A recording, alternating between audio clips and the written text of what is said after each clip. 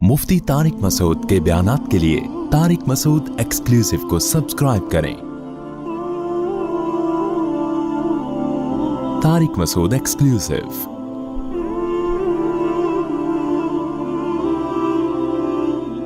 हदीस में आता है, रसूलुल्लाह सल्लल्लाहु अलैहि वसल्लम ने फरमाया, जिस शख्स को जहन्नम में सबसे आखिर में निकाला जाएगा और उसको सबसे कम दर्जे की जन्नत मिलेगी, तो अहले ईमान जो है ना, ये हमारा अकीदा है, कुरान और सुन्नत ने बयान किया है कि जो ईमान वाले लोग हैं सजा खाने के बाद बिल आखिर वो जहन्नम से निकलेंगे।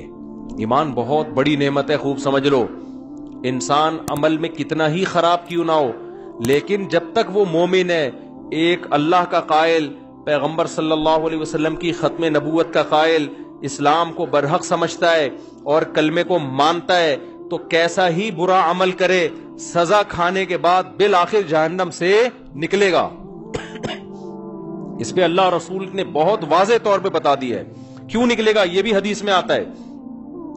हदीस में आता है कि जब गुनाहगार मुसलमान जिन्होंने जिना किया, नमाजें छोड़ी, शराबें पी, जब जहन्नम में जलेंगे ना तवील अरसे तक, तो काफिर उनसे कहेगा कि तुम्हारे ईमान ने, तुम्हारे मुसलमान होने ने तुम्हें कोई फायदा नहीं पहुंचाया, तुम तो हमारी तरह ही हो, हम भी जल रहे हैं, तुम भी जल रहे हो, तो हम तो गैर मुस्लिम थे, तुम मुस्लिम हो, तो तुम्हारे मुस्लिम होने का शनाख्ती कार्ड में बस तुमने मुसलमान लिखवा लिया था, तो फायदा क्या हुआ? तुम भी वही, हम भी वही, तो तुम खुदा को मानते थे, इससे तुम्हें मिला क्या? नबी सल्लल्लाहु अलैहि वसल्लम ने फरमाया, जब काफिर मुसलमान को ये ताना देगा, अल्लाह को गैरत आएगी, गजब आएगा, और अल्लाह कहेगा ये कैसे हो सकता है कि जो मुझे मानते थे, जो मेरे हबीब सल्लल्लाहु अलैहि वसल्लम पर और पैगंबरों पर ईमान रखते थे, जो मूसा को अल्लाह का नबी मानते, ईसा को अल्लाह का नबी मानते, इब्राहिम को अल्लाह का खलील मानते, आदम को अल्लाह का नबी मानते, मोहम्मद सल्लल्लाहु अलैहि वसल्लम को अल्लाह का नबी मानते, कुरान को मेरा कलाम मानते, जो मानते थे नमाज पढ़नी चाहिए, पढ़ते नहीं थे, जो मानते थे शराब नहीं पीनी चाहिए, पी रहे थे, लेकिन मानते थे पीनी नहीं चाहिए, उसको अच्छा नहीं करार देते थे। ईमान किसे कहते हैं? बुराई को बुराई समझो आप। जो मानते थे भाई नशा नहीं करना चाहिए, करते थे, गुनाहगार समझते थे अपने आप को, जो बदनजरी करते थे, लेकिन वो मानते थे कि ये अच्छा काम नहीं है। काफिर किसे कहते हैं पता है? बुराई करता है और कहते हैं इसमें हरज क्या है, इसको काफिर कहते हैं। शराब पीता है, बोलता है भाई मैं पीता हूं, तेरे को क्या तकलीफ है? पीता हूं तो क्या है, इसमें क्या खराबी है? ये तो मौलवियों ने बोला हुआ है कि नहीं पियो नहीं पियो। इसे क्या कहते हैं? ये मुसलमान है, काफिर है? बोल लो ना यार, क्या हो गया यार? गुनाह को हलाल समझ के करना, गुनाह को बुरा समझ के ना करना, ये अमल क्या कहलाता है? कुफर। माँ बाप को ओल्ड हाउस में जमा करा दिया, जैसे होता है बाहर मुल्कों में, बूढ़ा हो गया, अब्बा चल भाई तू ईदी सेंटर में जा यार, उनसे बोलो यार ये गलत है, नहीं करो, तो कह रहे हैं क्या है इसमें यार, वो वहां ज्यादा अच्छी केयर हो रही है उसकी, तो इसमें क्या है? बाप से बदतमीजी से बात कर रहा है, उसे बोलो भाई, आज किसी को बोलो, कह रहे क्या है, मेरा बाप है, तुझे क्या तकलीफ है? इसका मतलब ये बुराई को क्या कर रहा है? अच्छा समझ के कर रहा है। और एक वो होता है कि इसको काफिर कहते हैं। एक वो होता है जब आप हिंदुओं में बयान करो कि गर्लफ्रेंड मत बनाओ, कहने क्यों नहीं बनाया भाई, क्या है गर्लफ्रेंड में, क्या खराबी है? तो बुराई को वो क्या समझ रहे हैं? उसको बुराई नहीं समझते। मुसलमान ने गर्लफ्रेंड रखी हुई है, उसको बोलेंगे भाई ये हराम है, तो उसको थोड़ा सा निदामत का एहसास होगा, यार काम में क्या कर रहा हूं, गलत। निकाह पैगंबरों की सुन्नत है, गर्लफ्रेंड रखना ये काफिरों की सुन्नत है, जिना करना ये गंदा अमल है, ये पाकीज़ा अमल नहीं है। नबी सल्लल्लाहु अलैहि वसल्लम ने मेराज की रात में कुछ लोगों को देखा, नंगे मर्द और नंगी औरतें आग में जल रहे हैं, और शोले ऊपर जाते हैं तो वो नंगे जिस्मों के साथ ऊपर जाते हैं। आपने जिब्रील से पूछा ये कौन लोग हैं? तो जिब्रील ने कहा ये आपकी उम्मत के जिना करने वाले मर्द और जिना करने वाली औरतें, दोनों को बरहना करके अल्लाह ने एक साथ आग में फेंक दिया है। जिस औरत के साथ जिना किया उस औरत को भी इसी आग में बरहना करके, और जिसने जिना किया उसको भी अल्लाह उसी आग में डालेगा, जिना जिसने जिना किया। समझ रहे हो कि नहीं समझ रहे? तो मुसलमान गुनाह करता है, लेकिन उस पर उसको निदामत के गलत कर रहा हूं मैं, तो इस गुनाह की सजा ये इसको मिलेगी। लेकिन अगर तौबा ना की, इसने तौबा कर ली तो अल्लाह माफ करने वाला है। तौबा किए बगैर, सच्ची तौबा किए बगैर अगर चला गया दुनिया से, तो कुरान ने जो उसूल और ज़ाब्ता बयान किया, इसको सजा मिलेगी। अब ये भी उसी आग में जलेगा, काफिर भी जलेगा। तो हदीस में आता है काफिर एक दिन इसको ताना देगा اور کہے گا کہ تمہیں تمہارے ایمان نے کوئی فائدہ نہیں پہنچایا. تم اللہ کو مانتے تھے, ہم پتھروں کے بنے ہوئے بتوں کو مانتے تھے, تو کیا فائدہ ہوا؟ تم بھی ہماری طرح جل رہے ہو اور ہم بھی تمہاری طرح.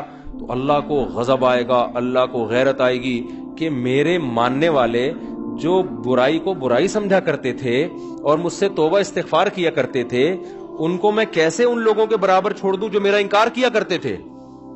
حدیث میں آتا ہے اللہ تعالیٰ فرشتوں سے کہیں گے کہ جس نے زندگی میں کبھی کوئی نیکی کی ہو اس کو جہنم سے نکال دو.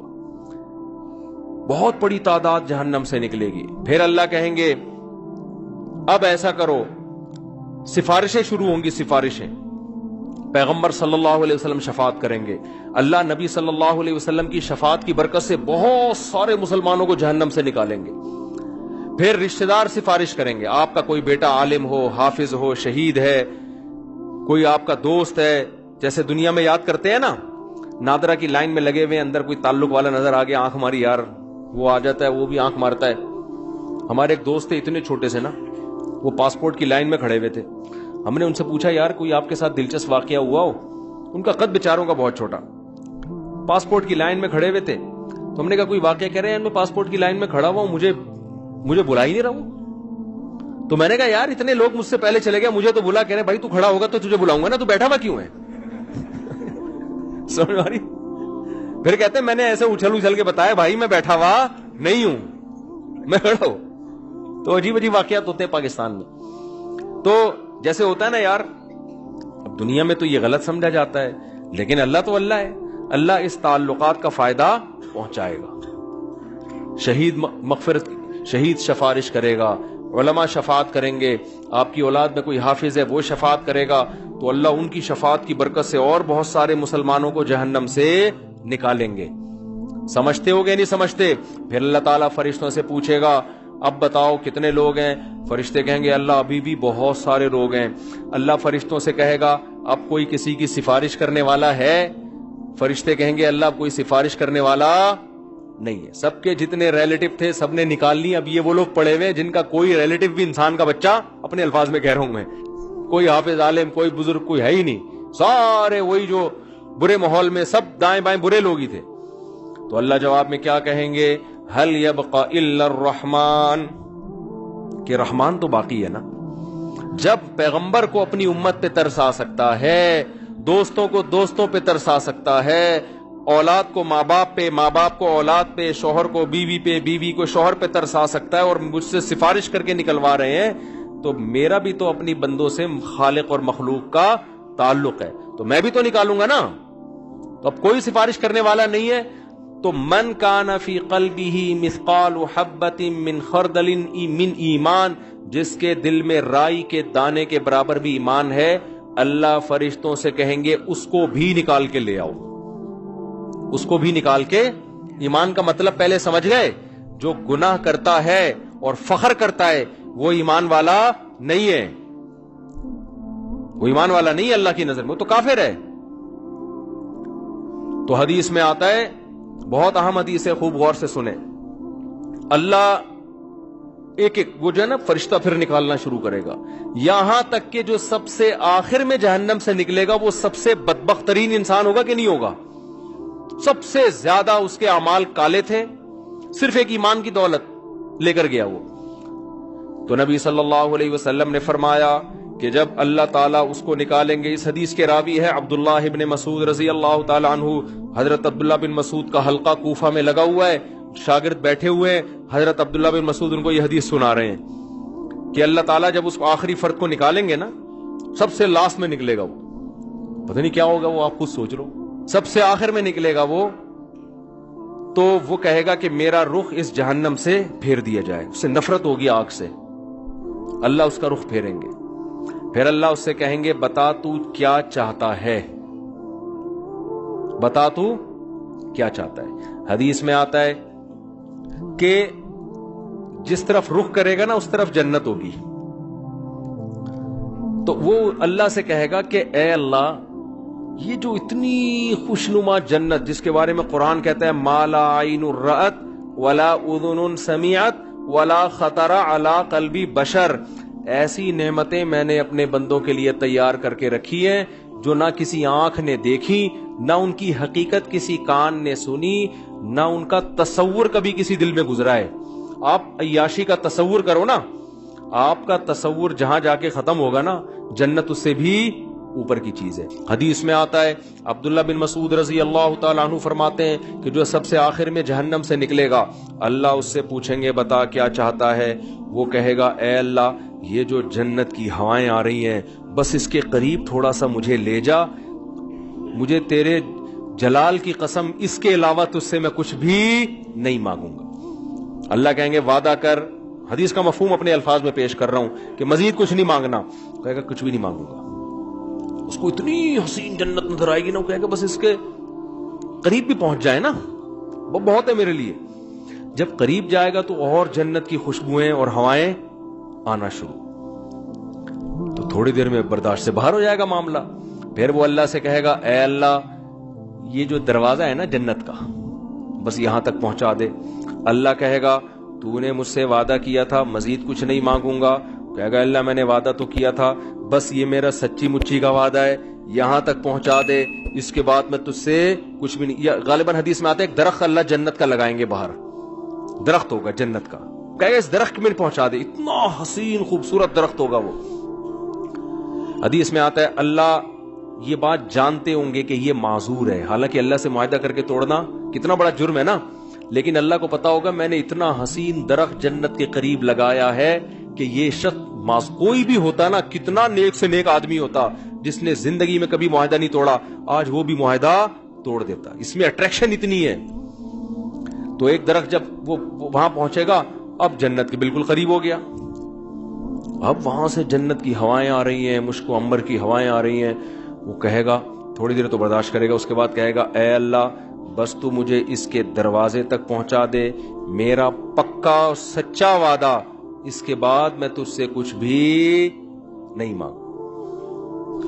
اللہ کہیں گے تو نے تو وعدہ کیا تھا مجھ سے، وہ کہے گا مجھے اچھی طرح یاد ہے، میں نے وعدہ کیا تھا، وعدہ خلافی کرنا بہت بڑا گناہ ہے، اور اللہ سے وعدہ کر کے جھوٹ بولنا تو بہت بڑا گناہ ہے، بس ایک دفعہ ہے بھائی اس کے بعد کبھی نہیں مانگوں گا۔ حدیث میں آتا ہے اللہ جانتے ہوں گے کہ یہ معذور ہے، کوئی بھی اس کی جگہ ہوتا تو جنت میں اٹریکشن اتنی ہے، دروازے پہ پہنچ جائے گا، اب تو اور قریب ہو گیا نا، تو وہ کہے گا اے اللہ اندر داخل کر دے، پکا وعدہ، اس کے بعد میں تجھ سے کچھ بھی بولو نہیں مانگوں گا۔ اللہ کہے گا تو نے وعدہ کیا تھا، کہے گا وعدہ کیا تھا، اب میں بالکل سچی مچی کا وعدہ کر رہا ہوں، بالکل پکا ڈھکا وعدہ کر رہا ہوں، اس کے بعد کچھ نہیں مانگوں گا۔ حدیث کا آخر میں الفاظ یہ ہیں کہ جب اللہ اس کو جنت میں داخل کر دے گا نا، تو وہ جب اندر جا کے دیکھے گا، او بھئی ایسے دودھ کی نہریں، شراب کی نہریں، ہورے، کراچی کے لونڈے لپاڑوں کو تو ایک ہوری دکھا دو نا کافی ہے ان کے لیے، اور یہ تم گٹکے کھا رہے ہو نا، ہور تو دور کی بات، ان دنیا کی عورتوں کے قابل نہیں بچو گے تم، یہ بیڑا غرق کر دیتا ہے یہ گٹکا۔ ہمارے ایک دوست بہت سگریٹ پیتے تھے، شادی نہیں کرتے تھے، میں نے کہا یار اب شادی کیوں نہیں کرے گا نا، دھواں نکلے گا اور کچھ بھی نہیں بچا میرے اندر۔ وہ بالکل نا ہڈیوں کا ڈھانچہ بن گئے، کہہ رہے اب دھواں ہی رہ گیا، تو یہ گٹکے ہی نہ ہو، تھوڑا صحت بناؤ یار، سمجھ رہے ہو، کچھ صحت بناؤ۔ تو اس گٹکے کے ساتھ ہور ملے گی بھی کیسے تمہیں؟ ہور خود وہ انکار کر دے گی اللہ اس کے نیک عمل کی وجہ سے میں اس کو مل رہی ہوں، میں نے کون سا گناہ کیا تھا تو مجھے اس کے حوالے کر رہا ہے، کیا خیال ہے؟ تو پہلے گٹکے والوں کو تیزاب سے کلیاں کروائی جائیں گی، اور تیزاب جنت میں نہیں ہوگا، تیزاب کے لیے جہنم میں نہ جانا پڑے کہیں خدا نخواستہ۔ تو چھوڑ دو یہ منہ کے کینسر سے کتنے لوگ میں نے مرتے ہوئے اپنی آنکھوں سے دیکھے ہیں جوانی میں۔ تو خیر، تو حدیث میں آتا ہے جب وہ جنت کے اندر جائے گا نا، اتنی حسین جنت، اتنی خوبصورت جنت کہ وہ اللہ سے کہے گا کہ اے اللہ تو اللہ ہو کے میرے ساتھ مذاق کر رہا ہے، یعنی اس کو تصور ہی نہیں ہوگا نا کہ اللہ مجھے اتنی خوبصورت جنت میں داخل کر سکتا ہے، یہ تو ممکن ہی نہیں ہے کہ یار اتنے میں کہاں اور یہ اتنی خوبصورت جنت عیش و عشرت والی کہاں۔ عبداللہ بن مسعود رضی اللہ تعالی عنہ، انہوں نے جب یہ حدیث سنائی تو یہ حدیث سنا کے مسکرانے لگے. صحابہ کیسے نبی سے محبت کرتے تھے یار. یعنی نبی صلی اللہ علیہ وسلم نے حدیثیں سناتے وقت جو انداز تھا نا، صحابہ کوشش کرتے تھے پیغمبر کا قول سناتے ہوئے ہمارا انداز بھی وہی ہو جائے. عبداللہ بن مسعود یہ حدیث سنا کر مسکرائے اور اپنے شاگردوں سے پوچھا، پوچھتے نہیں ہو کہ میں مسکرا کیوں رہا ہوں؟ شاگردوں نے کہا بتائیے آپ کیوں مسکرا رہے ہیں؟ انہوں نے کہا کہ نبی صلی اللہ علیہ وسلم نے جب یہ بات ہمیں سنائی نا کہ وہ شخص اللہ سے کہے گا اے اللہ تو اللہ ہو کے مجھ سے مذاق کر رہا ہے بھائی. تو جب یہ بات نبی نے سنائی تھی تو نبی بھی مسکرائے تھے، اور مسکرانے کے بعد نبی نے ہم سے پوچھا تھا کہ پوچھتے نہیں ہو میں مسکراتا کیوں؟ ہم نے پوچھا تھا کہ یا رسول اللہ آپ بتائیے کہ آپ کیوں مسکرا رہے ہیں؟ تو نبی صلی اللہ علیہ وسلم نے فرمایا کہ جب بندہ اللہ سے یہ کہے گا نا اللہ تو اللہ ہو کے میرے سے مذاق کر رہا ہے، تو اللہ بھی بندے کی یہ بات سن کے مسکرائے گا.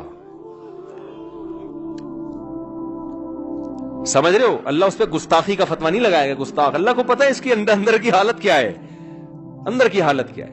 پھر اللہ اس سے کہیں گے یہ ایک ہے، اس جیسی 10 گنا بڑی جنت میں نے تجھے دی ہے. تو بھائی وہ اللہ ہے، وہ انسان نہیں ہے. اس کے خزانے بھی بہت اور اس کے دونوں ہاتھ بھی کھلے ہوئے ہیں. تو اللہ کہتا ہے قل اُنَبِّئُكُم بِخَيْرٍ مِّن ذَلِكُم، جن دنیا کی نعمتوں کے پیچھے تم بھاگ رہے ہو نا، اس سے بڑی نعمتیں ہم تمہیں بتاتے ہیں. وہ کیا ہے؟ وہ جنت میں ہے.